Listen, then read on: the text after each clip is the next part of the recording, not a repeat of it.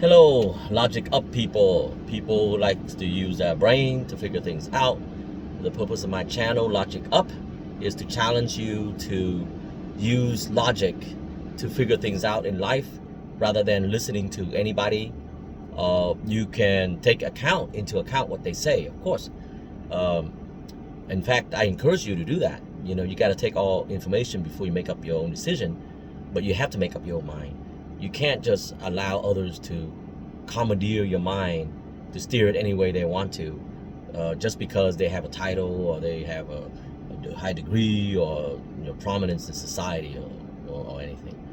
It's about logic. If it's not logical, if it's not based on data, it's not based on information, if it's just their opinion, then it is just that, their opinion. So you can't use it, as facts. So therefore, it's not useful to you. Okay, so the purpose of that. Okay, the subject for today is the reason why managers must have high moral values and life experience, a lot of life experience. In fact, so that means a manager must be more mature. So let's put it that way. Than the rest of than the people that he manages. Okay, the people that he leads, or he or she. Okay, why is that? Why is that important? Okay, why is that? Let's talk about it. Let's logicize. Okay, let's logic size to see why is that important. So, if you get a smart person in management position, that's good enough, right? Why would you want to, especially coming from a guy like me who likes logic, right? If the person is logical, smart, quick, why can't he or she, be a manager, especially a high level manager? Here's why. Okay. There are two kinds of smarts. There's book smart, okay, which a young person can become, and then there's wisdom smart, which can only come from experience, years and years and years and years of practical living experience in order to see that. And of course, tying all that up is you got to have the mind, the level of intellect in order to absorb all that, right? In order to take in all that information, okay, and do something with it, okay. In today's society, I feel that a lot of managers, so-called managers, do not qualify for their job in those positions. And I'll give you an example to illustrate what I'm talking about. You probably experienced it yourself or have heard from very bad managers, and they're very common. They're not rare, especially nowadays. They're very common, bad managers. They're everywhere. They're not just in one company or in one government agency or whatever, but they are everywhere across the board. And that may explain why our society is collapsing. Okay, you've seen other videos I made. I have talked about how our society had at least declined, if not downright collapsing. It's because of the compounded problem that so many people in management have created because of their short-sightedness, their non-qualification. Basically, they're not qualified. They neither have the intellect, the level intellect, which we're talking education a lot of times, nor do they have wisdom, nor do they have the maturity level in order to handle their job. So because of that, they make a lot of mistakes, and of course, the more mistakes they make, it compounds, right? They compound themselves by more mistakes, by more managers, and in every level of society. And here this is what we get. We're having a big recession, very high inflation, the society's collapsing, everybody's fighting everybody else, nobody want to listen. We have a big political divide, we have a war going on everywhere in the world that we want to get involved in. So yeah, our society is not doing well, okay? Sorry to say. And I think it boils down to bad management. That's, And here's an example to illustrate that, okay? I just came across this article on the internet. This this lady wrote in. She's a manager for some company, and she wrote in about one of her employees. She said, you know, her employee suddenly quit on her, and it is so bad that today's generation is like that. So she proceeded to talk about what led to the resignation, the sudden resignation. Okay, this employee of hers, by all accounts, even by her own admission, was a very good employee. Okay, she had been working for the company for 6 years, was never late, always came in on time, always worked overtime, always helpful. In fact, this manager said that that employee was one of her best. Okay, and this manager was kind of disappointed that this employee suddenly quit on her. Well, what happened?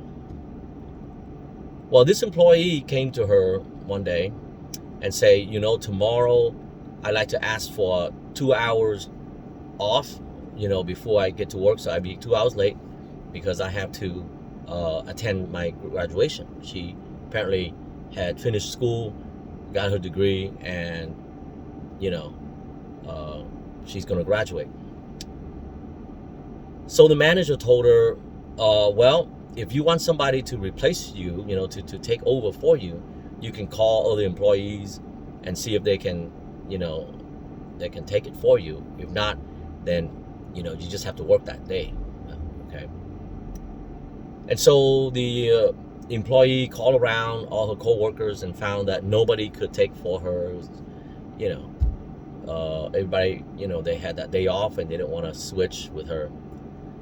So she came back and told the manager, and the manager said, well, you know, I usually make exceptions, but not in this case. I mean, in fact, I did make an exception for one of the workers where, you know, he wanted to go to a concert, and, you know, he already paid for that concert.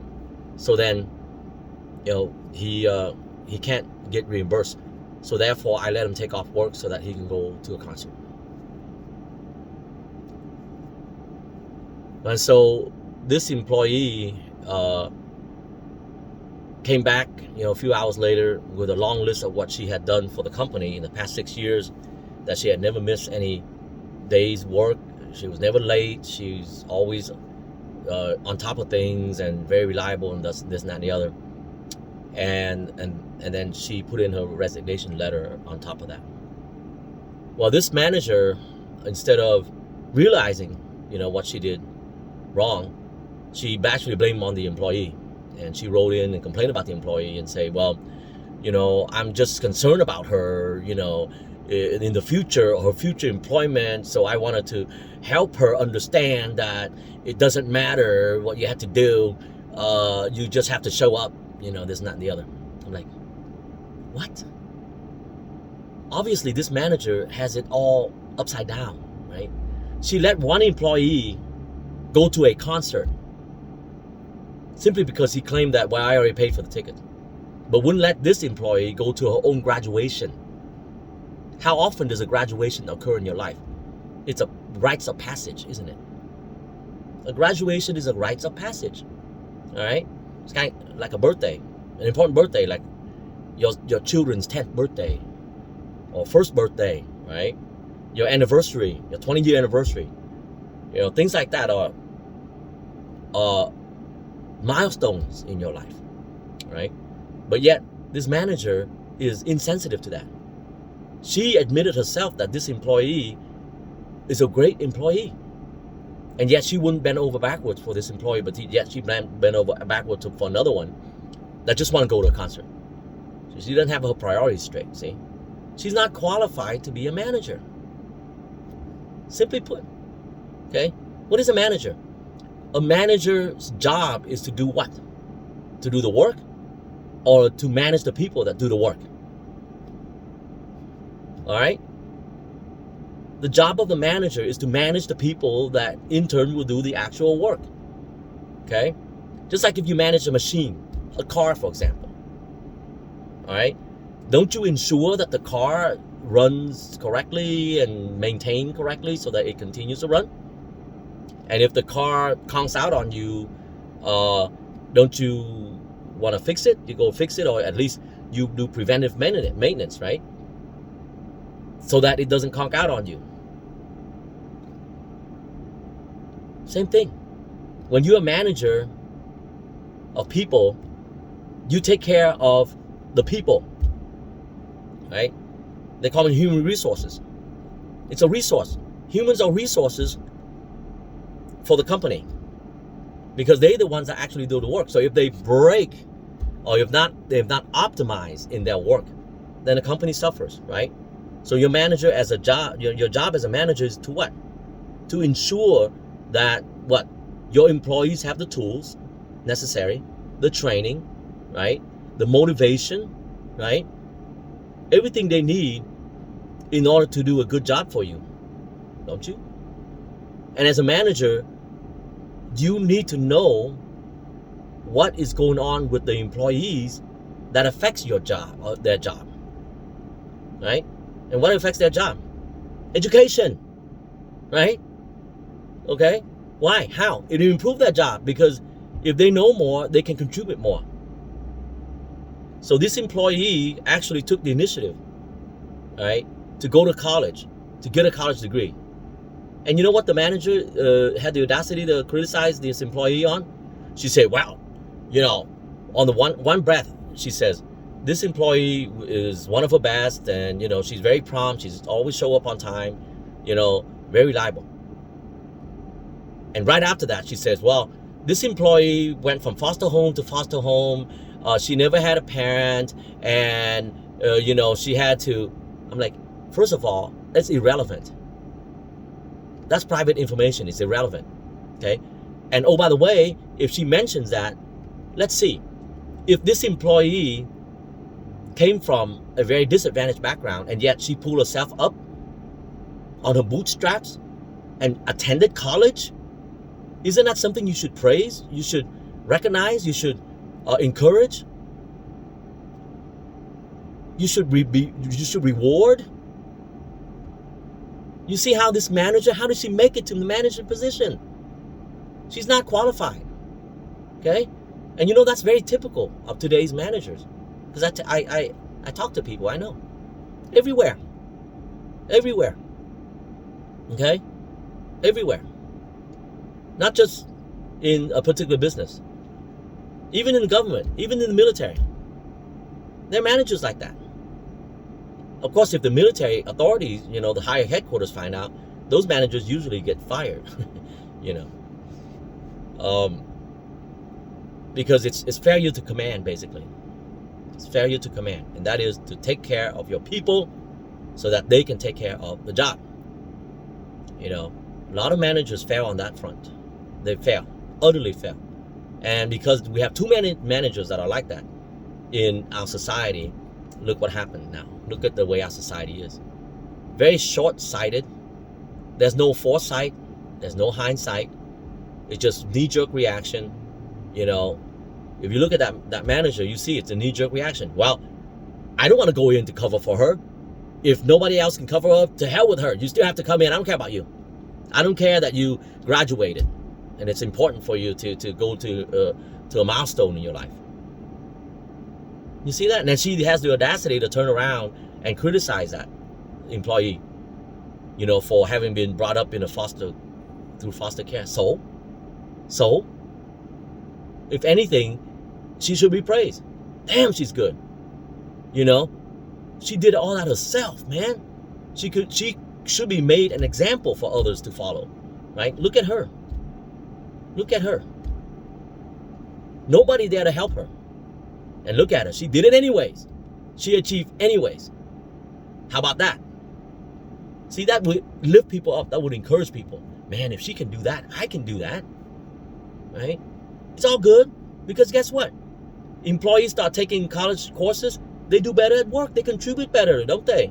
The more knowledge they have, the more value they add to the company. The company becomes richer, right? Don't you want to make more money?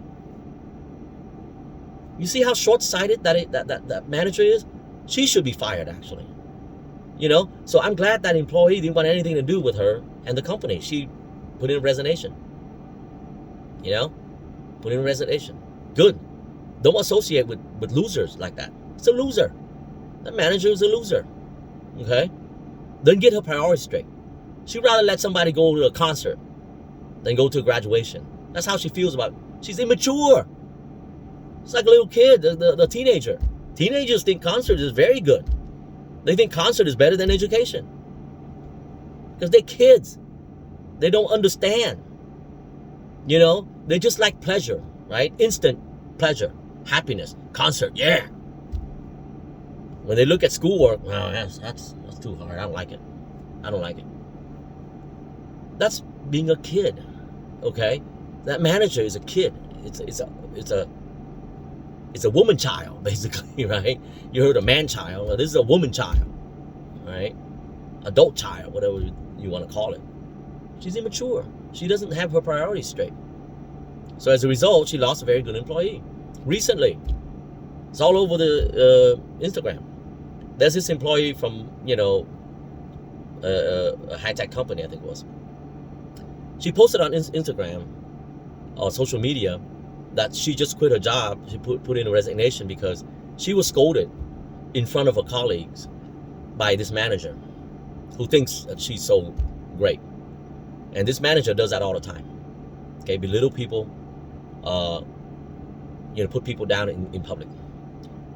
One thing I learned, you know, from 20 years of being in management position is you praise people in public and you only scold them in private. You don't scold your subordinates in public. That's the biggest mistake a manager can make. Because what it does is it demoralizes you. Demoralizes the employees. Not only the ones that you try to demoralize, that you try to put down, but it demoralizes the whole workplace. Okay? Will that motivate them to give them their best, to give their all? Of course not. If you don't care about them, why should they care about you? And so the trend today, in case you don't know, is called quiet quitting. That's a new trend. There's actually a word for it. It's called quiet quitting. And what it means is employees show up for work, do the bare minimum not to get fired, and no more than that. It's called quiet quitting. You've lost them. You lost their commitment, their drive, their motivation, their passion for their work. And so therefore, the company just chug along and not exceeding anything, not excelling at anything. Because ultimately, a company is made up of people. Okay, people are the ones that give life to the company, right? You know, you can go in a company, and you could feel the energy, you know, and then you go into another company, you could feel a very hostile environment, right? Where nobody trusts anybody, everybody hates everybody, right? Or you can go to a company that people are basically walking zombies. They're dead on the inside. They just do the bare minimum just to get by, and that's it.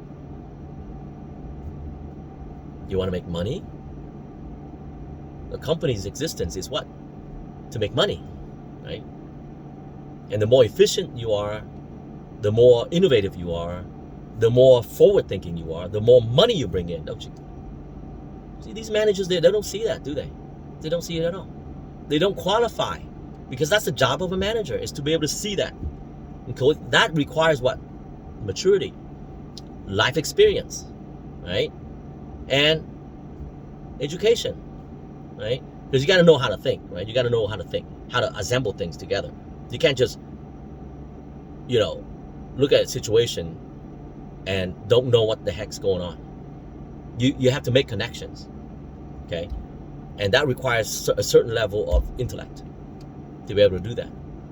But you can take someone in their 20s that have that level of intellect, but they still don't have the wisdom. Why? Because they haven't gone through a lot of life experience. They're in their 20s, early 20s. So do you make them mid-level manager? God forbid, senior level manager? No. It's not their fault. But they simply don't have the life experience, the wisdom in order to understand how things fit, okay, in order to make decisions. They make sound decisions. And that's what managers do. They make sound decisions based on experience, logic, okay, the ability to think to larger size, right, to see connections, and the ability to also project based on your experience. You project what's going to happen if we do this or if we don't do this. That's the job of the manager. Okay, a lot of people fail on that nowadays, a lot. And so it's no wonder that, and then they blame on employees nowadays and say, well, today's employees are lazy. Not really. There's always been lazy employees, okay, of all, all kinds, lazy, sharp, motivated. But you could tell how many lazy employees there are and how many motivated employees there are by looking at the management. Okay, if you have good management, you have motivated employees for the most part. Because the thing about humans is that people don't understand. They need to understand is that humans, when you deal with humans, it's never 100%. Humans behave, on a bell curve.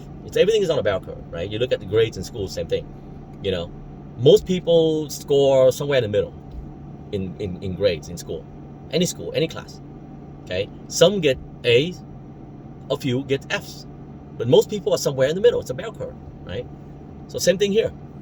In any company, I was told by a colonel when I was a young captain in the Air Force.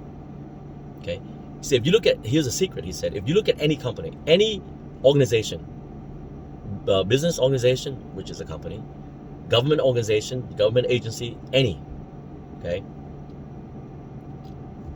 the 20-80% rule, or the 10 and 80% rule, he calls it. Okay, 10-10, yeah, 10, 80, and then 10, basically. So it's a bell curve. He said 10% in any organization is always the sharpest. They're always sharp. There's always the 10% that at the bottom. They do the bare minimum, and that's it. They don't want to do anything else. And most people are somewhere in the middle. Some do more than others. Most do a bit more than bare minimum. Okay. 10-80-10 rule. Okay. So in a good organization, a real highly motivated organization, you don't get 10%, but you maybe get 20 or 30% that are highly motivated. Some companies maybe even more than that. Okay. And then you have very, very few, like maybe 5% that are like slackers. Okay.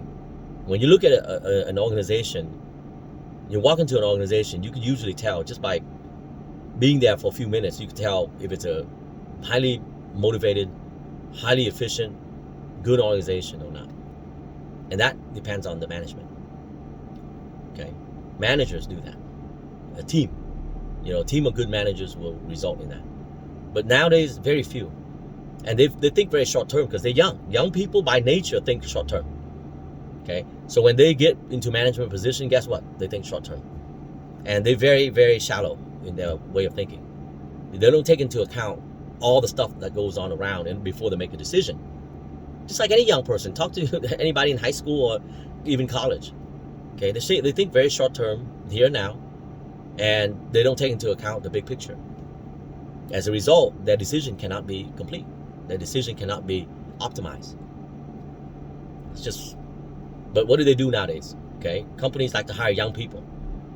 Well, in some position, yes, in engineering, cutting edge technology positions, yes, you want to hire the guys that just got out of college. He or she just learned the latest in programming, in artificial intelligence. Okay. But the guys in management, the people in management, need to have the experience, the wisdom, the life experience, plus the education.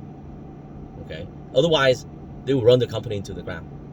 In fact, if you look at the stock market today, 40% of all the companies are not making money in the stock market. And guess who run those companies? A lot of young people that don't know what they're doing. They think very short term, but the investors love it because the investors, they just want short term profit. They don't care about long term. Okay, they can make profits as quick as possible. That's why companies hire these guys, these bad managers, these kids basically. They're immature, but They come in, they make a few cuts here and there, the stock looks good, and so they place in those positions. But a few years later, they're not going to survive. You see that. You see a lot of companies, for example, during the pandemic, they shot up in stock prices, and soon after, like now, it went down by 80-90%. It's ridiculous. It's because it's hype. It's not based on their real ability to deliver any value to any long-term value to the society, and it reflects in the collapse stock prices. Okay, so the bottom line is, if you're a company out there, you need to look, you need to learn. Okay, all right, you want to bring people in who have the education. Okay, and there's a difference between education and degrees. Right, that's a subject for another video. You can have someone that goes through a lot of schooling but still do not have the education. All right, so again, when it comes to humans, it's not clear cut. You got to look at the person. Right, he or she may not have a college degree from Harvard or from whatever, but he has a very good ability. You got to look at him. You can't just, cookie cutter, right? You look at, check mark, check, and then you hire the person. He comes in and do a shitty job. He looks good on paper, but he's not good in real life. So you gotta have to look at him, in real situation, in real life, over a time period, and before you see. So my advice is, think long term. If you want your company to be prosperous in the long term, don't put young people in high positions. Put seasoned people up there. Seasoned people that have the credentials, that have the background, plus the wisdom. Okay? And you do fine. The young guys, they have their chance because they're still moving up. Okay? In the future, if they can hack it, they will move up in those positions. But then by then they have the wisdom, the experience, right? The foresight, the hindsight, right? In order to do the job correctly, to manage people, to lead people, not just, cookie cutter responses like a robot can do. That's what's happening right now with the way managers are. And another thing too, a manager is not a supervisor. Okay, there's a big difference. Nowadays they use manager for everything because they want to attract people, right? Oh, you get to be a manager. Wow, you're only 22, you're a manager. It's marketing.